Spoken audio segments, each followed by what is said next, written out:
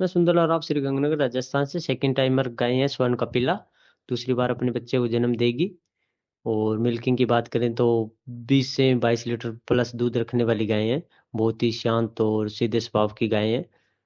गल कंबल और थम का साइज बहुत ही शानदार है। आर्डर क्वालिटी की बात करें तो बहुत ही लाजवाब है।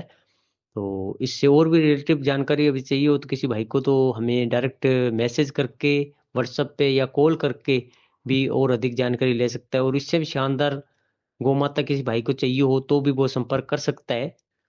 और बाकी इससे भी अधिक जानकारी चाहिए तो आप डायरेक्ट कॉल करके हमसे जानकारी प्राप्त करें।